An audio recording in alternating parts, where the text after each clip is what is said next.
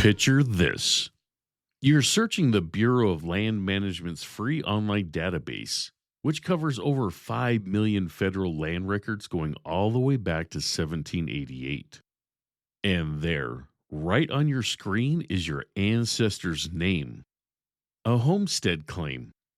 Rush County, Kansas, filed in 1877. But when you search for that patent, the document that says they actually completed the claim and owned the land, nothing. Not a single result. And when you dig deeper, what you find instead of a success story is a relinquishment notice. A piece of paper that says they gave up. Where did they go? What happened out there on the Kansas prairie?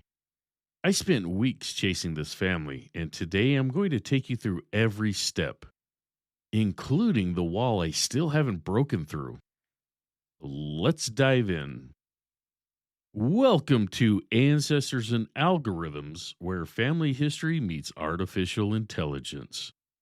I'm your host, Brian, and today we are heading west, way west, out to the open prairie of western Kansas in the 1870s and 1880s, where thousands of families were staking their futures on 160 acres of public land and a 5-year promise to make something of it.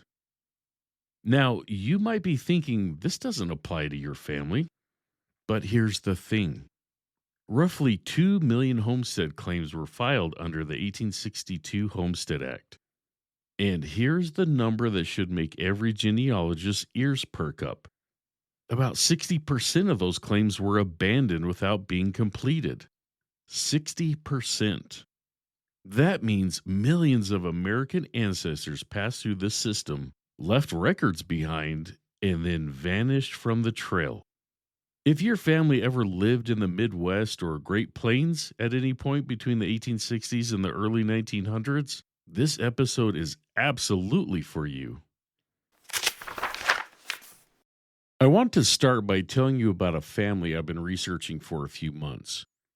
I won't use the real family's name because this is an ongoing brick wall and I always ask permission before sharing details publicly. But the situation is one I've seen echoed by dozens of listeners in our Facebook group, so I'm going to walk you through it using a fictionalized version with the same record types and the same research process. Everything I show you today is based on real records, real repositories, and real techniques.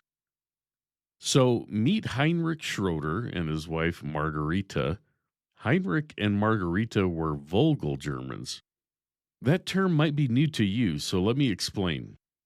In the 1760s, the Russian Empress Catherine the Great invited German-speaking settlers to colonize the Volga River region in Russia.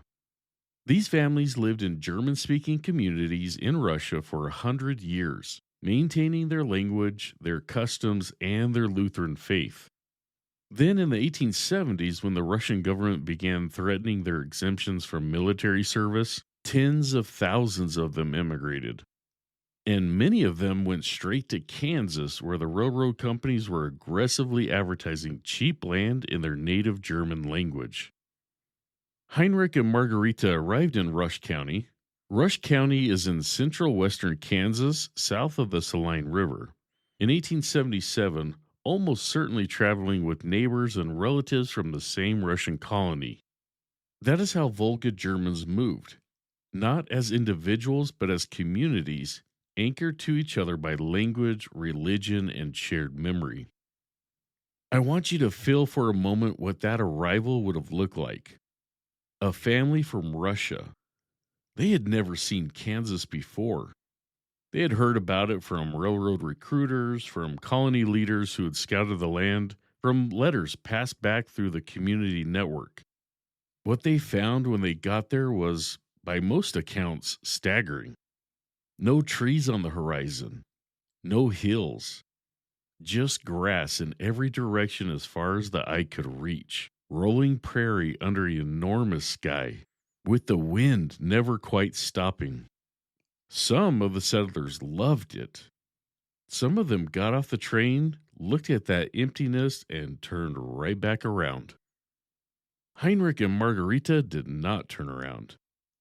On October 14th, 1877, Heinrich filed a homestead entry at the United States Land Office in Larned, Kansas. 160 acres. The legal description was the northeast quarter of Section 22 in Township 18 South, Range 20 West. That is a formal system called the Public Land Survey System. And I know it sounds like bureaucratic alphabet soup, but that string of numbers is actually a key that unlocks everything. That description tells you precisely where on the planet that piece of land sits, and it tells you which records to look for. The land office in Larned was busy in those years. Kansas was in the middle of a settlement boom, and the rail lines were bringing wave after wave of German-speaking families into the Central Plains. Many of Heinrich's neighbors filed their entries on the same days, sometimes the same morning, at the same counter with the same clerk. That clustering of filing dates is itself a genealogical clue, and I'll come back to it when we talk about the research strategy that came out of today's work. Now, under the Homestead Act of 1862, the deal worked like this. You paid a filing fee of about $10. You lived on the land and improved it continuously for 5 years. Then you appeared before a land office official, brought 2 witnesses to testify that you had done what you promised, and the government issued you a final certificate. After that went to Washington for processing, you received a land patent, which is the legal document that transferred ownership from the federal government to you permanently. That patent was signed by the President of the United States. Heinrich's 5-year clock would have run until October of 1882. And this is where the mystery begins. I found the Schroeder family in the 1880 federal census, right there in Rush County, Kansas. Heinrich listed as a farmer, Margarita, 4 children ranging from ages 2 to 11. Everything lines up. The land they were on matches the legal description in the entry record. They were there. They were working the claim. And then, no patent, no final certificate. I searched the Bureau of Land Management's General Land Office Records database, which is completely free to use and contains every land patent issued for federal land since 1788. Nothing. Not under Schroeder, not under any spelling variation I could think of.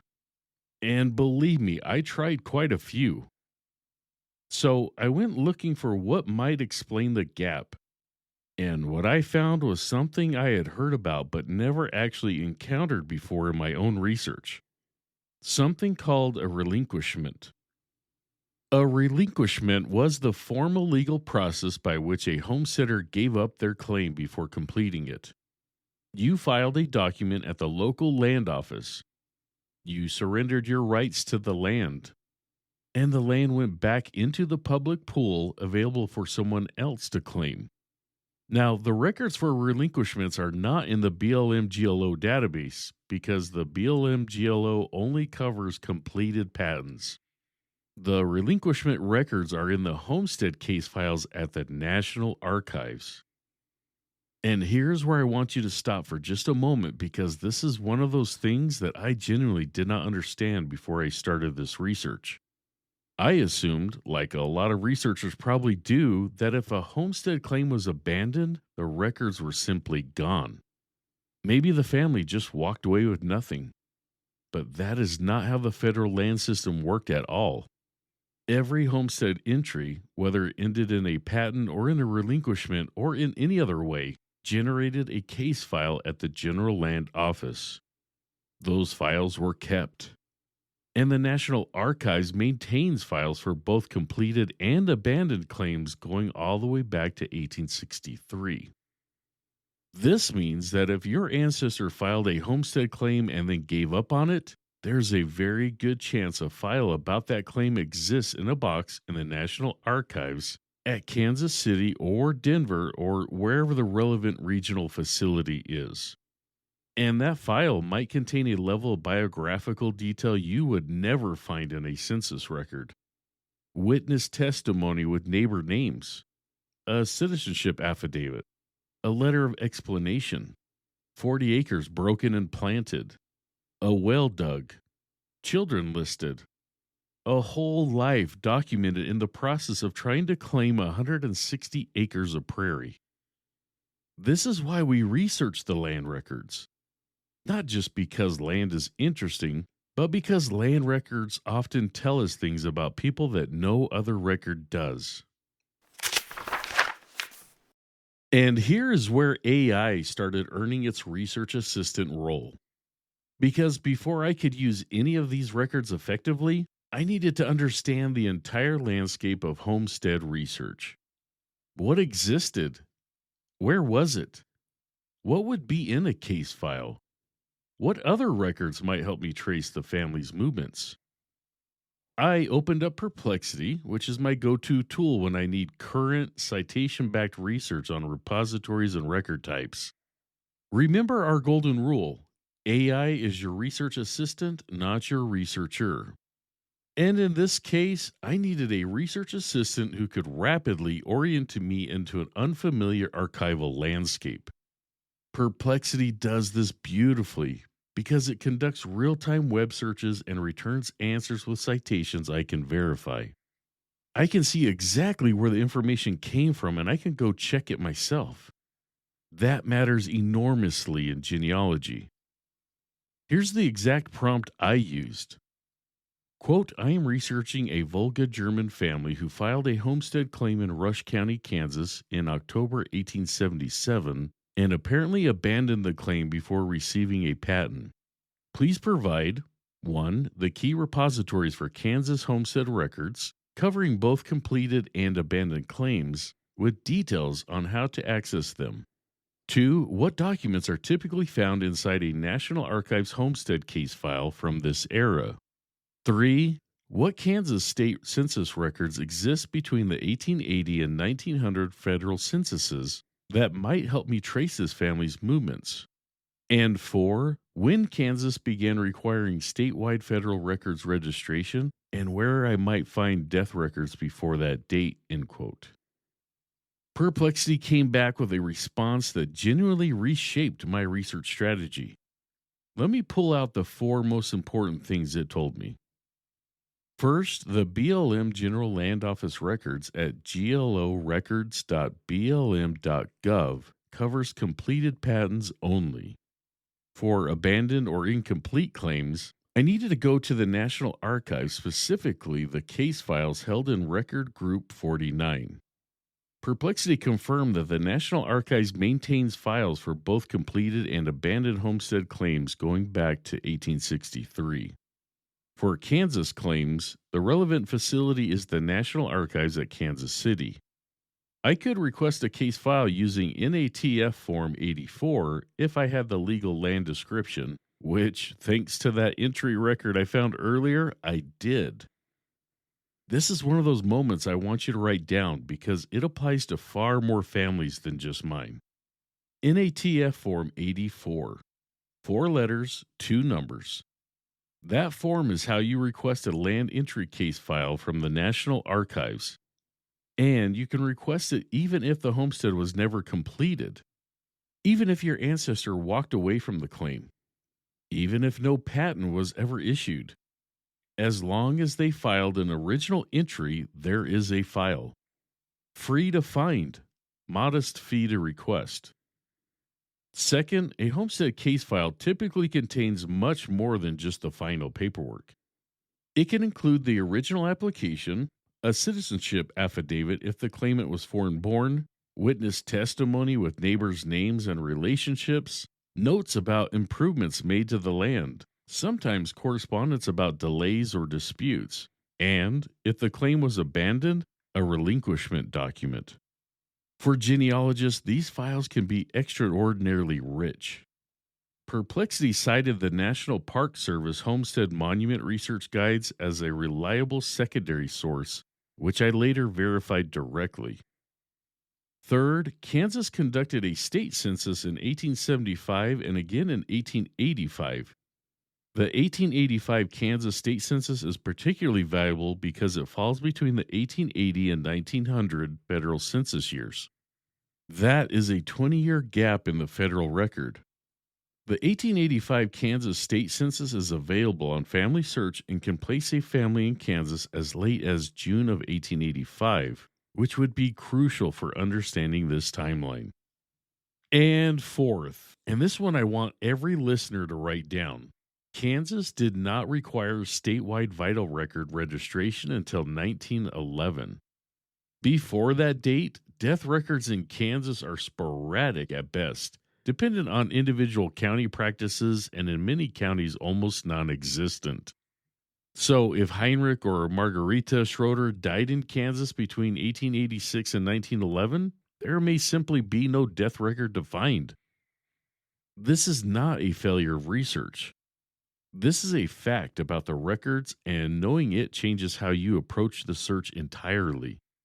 The absence of a death record in Kansas before 1911 does not mean no one died. It may just mean the county did not bother to keep that record. Genealogists who do not know this spend months looking for documents that were never created. Armed with this orientation from perplexity, I submitted an NATF Form 84 request to the National Archives at Kansas City for the Schroeder Homestead case file. I provided the legal description of the claim, the approximate filing date, and the claimant's name. About 6 weeks later, I received a digital copy of the file, and it was 31 pages long. Now, here's where I switched tools. Because I now had a dense multi-document file full of 19th century handwriting, legal language, witness testimony, and land office correspondence. And I needed a thinking partner who was good at pattern recognition, good at pulling out inconsistencies, and good at helping me see the whole picture across multiple documents simultaneously. That thinking partner is Claude. Claude's ability to analyze complex documents, spot patterns across multiple sources, and reason carefully through the implications of what it finds is exactly what this kind of analysis calls for. This is also the kind of work where I'm very aware of our golden rule. AI is your research assistant, not your researcher. Claude helps me see what the documents contain. It is my job to evaluate whether those findings hold up against the actual records. I transcribed the key documents from the case file. I am not going to pretend I can read 19th century German influenced cursive handwriting fluently because I absolutely cannot. A few passages I had to work at carefully before I was confident in what they said. Once I had a solid transcription, here's the prompt I gave Claude. Quote, I have transcribed the contents of a Homestead case file from the National Archives for a claimant named Heinrich Schroeder, who filed a homestead entry in Rush County, Kansas in October 1877. The file contains the following documents. And here I pasted the full transcriptions. Please analyze this file and identify 1. All named individuals and their relationships to the claimant. 2. All dates mentioned across every document and what each date means legally or procedurally. 3. Any clues about where the family came from before Kansas and any hints about where they may have gone after the relinquishment. 4. What the relinquishment document itself tells us, including what it does not tell us. And 5. Any discrepancies between documents that might indicate a more complicated family situation than a simple abandoned claim, end quote. Claude's analysis took about 40 seconds to appear on my screen. And what it gave me was genuinely useful, even if it ultimately led me toward the wall rather than through it. Here's what the file contained. The original application from October 1877 confirmed Heinrich as the head of household, gave his age as 34, identified him as a native of Russia who had declared his intention to become a United States citizen. He was not yet naturalized at the time of filing, which was allowed under the law. His wife Margareta was listed, and the application noted 2 children at that time, though by the 1880 census there would be four. A citizenship affidavit from 1879 confirmed that Heinrich had filed his first papers towards naturalization at a Kansas district court.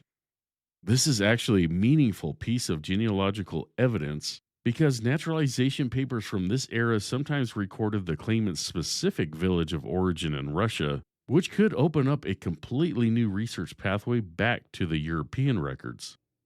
This is one of the things I want to follow up on. I haven't ordered those naturalization papers yet. They are on the short list.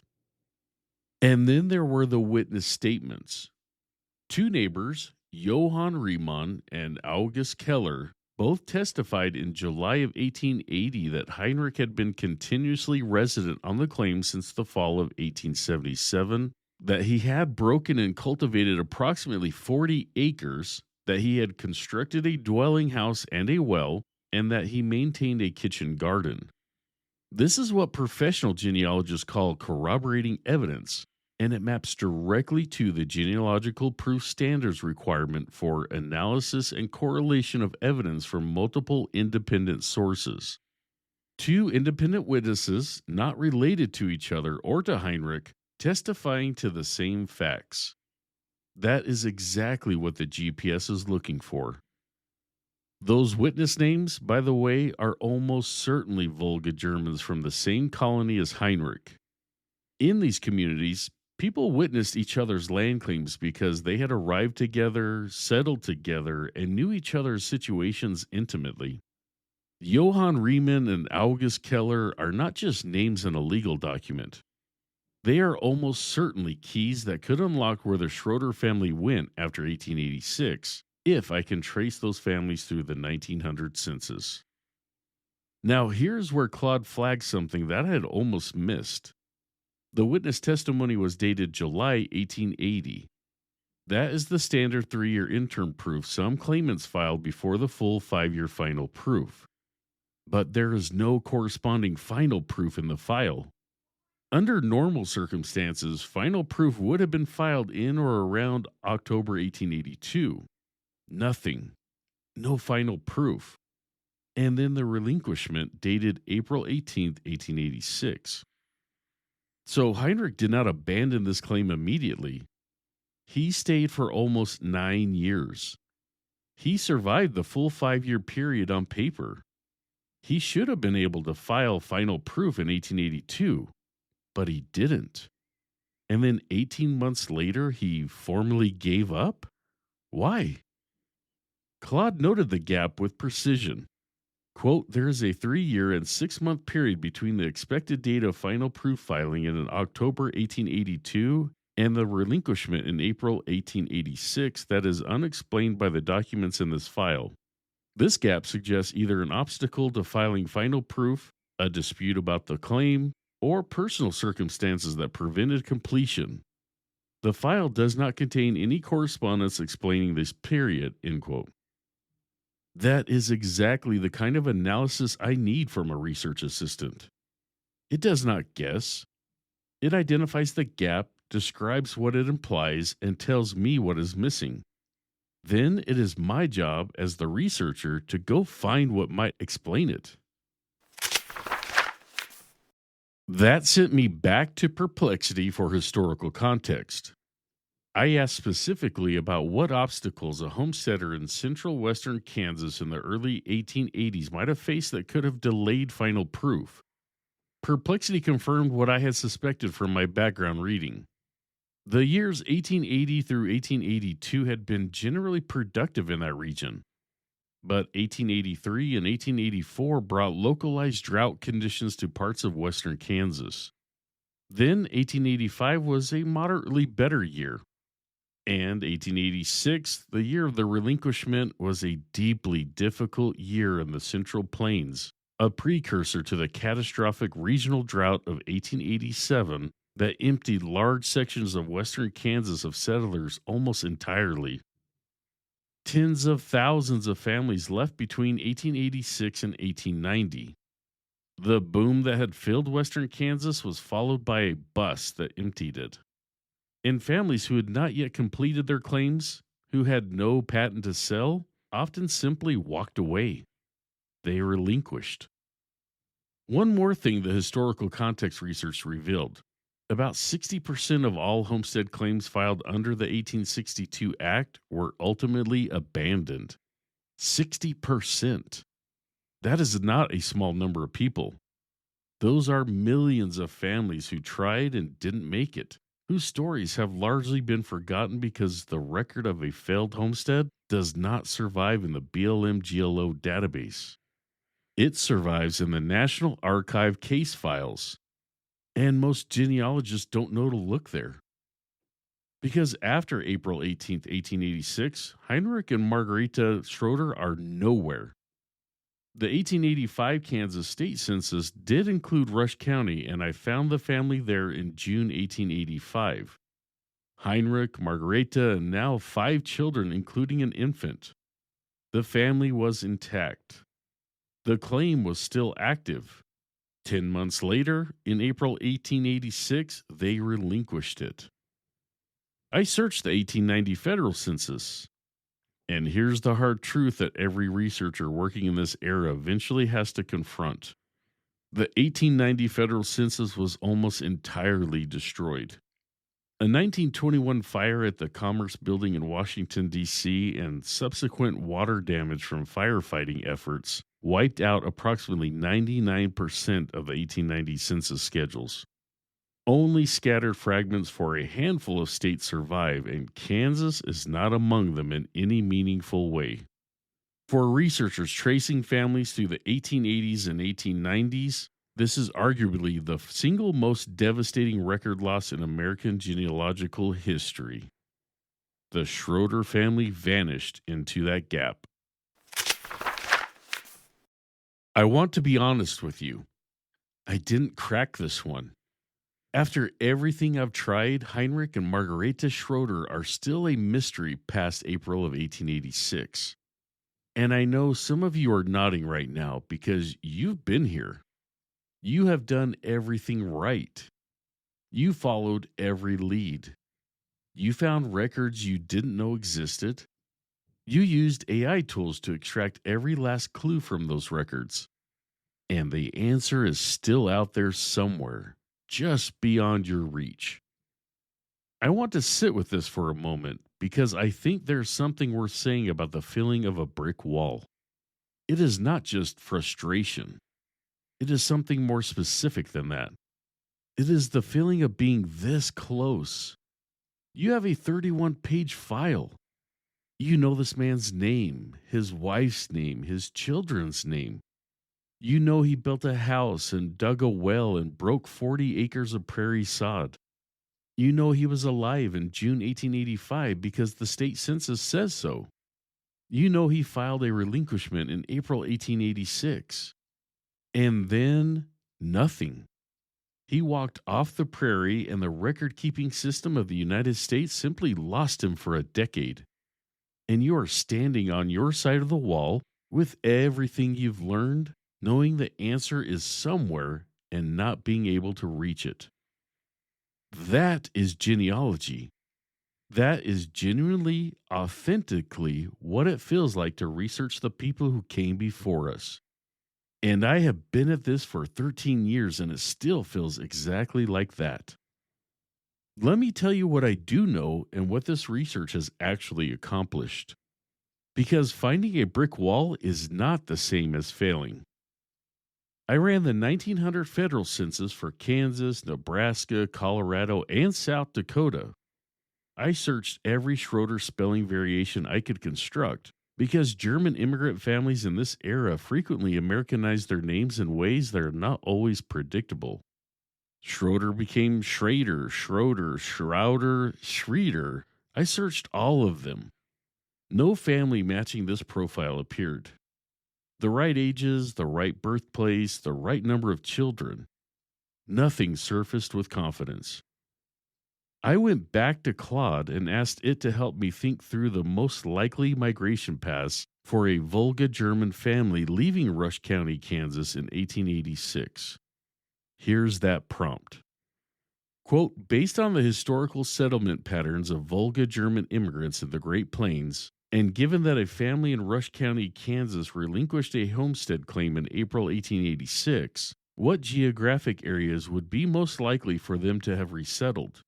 Please rate the possibilities by likelihood based on documented migration patterns of Volga German communities during the 1880s and 1890s, and suggest what specific records I should search in each location, end quote. Claude came back with three primary possibilities. The Volga German communities of Nebraska, particularly around Hastings and Sutton, which had absorbed many families from the Kansas settlements.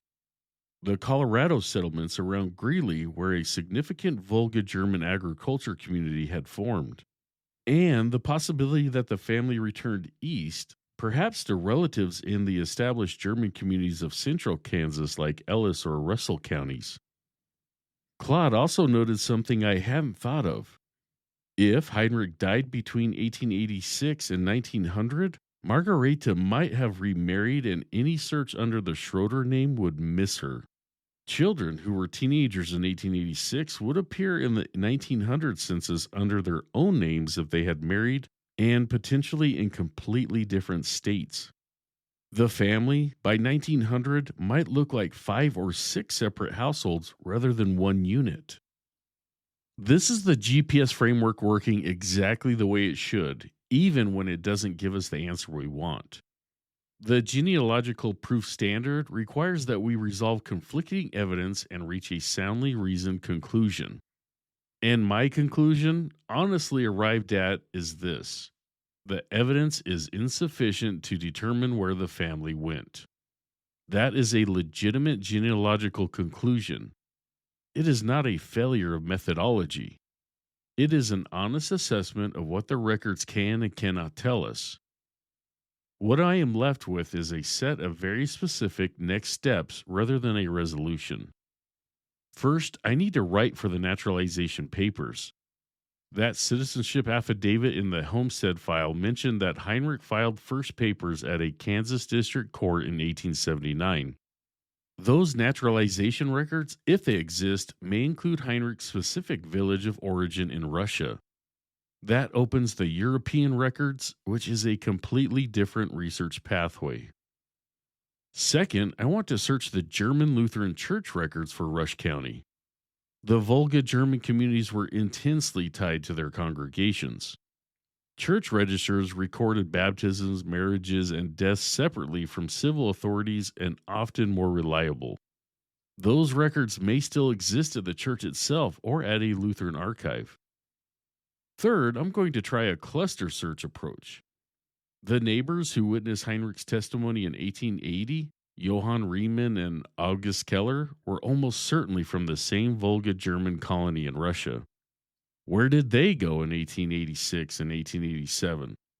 If I can trace those families through the 1900 census, there is a reasonable chance they resettled near the Schroeder family. This is what professional genealogists call the fan club method, which stands for friends, associates, and neighbors. I'll be covering that methodology in much more depth in a future episode. But for now, those two witness names are my most promising lead. This one is going on my brick wall list, and I always come back to them. Now let me give you your homework. This week, I want you to go to glorecords.blm.gov and search for your own family in the BLM General Land Office records. You do not need a subscription. It is completely free. Search your great-grandparent's surname in every state you think they may have lived in between 1860 and 1910. You might find a land patent you never knew existed. Or you might find nothing, which is also a data point worth having. If you find a name that looks like a match, note the legal land description, because that string of township, range, and section numbers is your key to the National Archives case file. And if the name does not appear, consider whether that ancestor might have filed a homestead claim that was abandoned before completion, in which case you need the National Archives rather than the BLM GLO. I want to hear what you find. Come share it with our community at ancestorsandai.com. That is your one destination for everything. Every episode, the private Facebook group, companion guides, the research lab. It is all there at ancestorsandai.com. One more thing before we close. If you want to go deeper into homestead research, I have put together a companion guide for this episode with 10 advanced prompts that cover this territory in much greater detail. We are talking about prompt sequences for analyzing homestead case file documents, strategies for tracing Volga German families through their community connections, a complete workflow for using cluster research to follow families through the 1890 census gap, and templates for writing the kind of research report that would hold up to professional scrutiny. The free episode today gives you a solid foundation. The companion guide takes it to a level of research seminar. Whether you grab that or not, everything we covered today is yours to use right now. Head to ancestorsandai.com for all of it. I want to say something before we close out today because a brick wall episode deserves a real moment of acknowledgement. The search continues. That is not failure. That is genealogy. The wall is still there, but it is thinner than it was at the start of today's episode. We know when they left. We know what records exist. We know the next 3 paths to try. And we know the techniques to use on whatever we find. Sometimes the records say not yet instead of no. I believe this one is a not yet. Thank you so much for listening to Ancestors and Algorithms. If you enjoyed today's episode, please take a moment to leave a review wherever you listen to podcasts. And if you know a fellow genealogist or family history researcher who has ever hit a brick wall like this one, share this episode with them. Knowing you are not alone and knowing that professional methodology still matters even when the answer doesn't come, that is worth a lot. Sharing this episode is the best way to help our community grow. Next week, we are crossing the Atlantic. Episode 32 takes us to Ireland, where we are going to tackle one of the most heartbreaking record challenges in all of genealogy. The 1922 destruction of the Irish Public Record Office wiped out records that researchers have counted on for a century. But there is more to Irish research than what was lost, and AI tools have opened up some genuinely exciting new pathways. And I cannot wait to take you there. I'm your host, Brian, and I will see you next week for another journey into the past powered by the future. Until then, happy researching.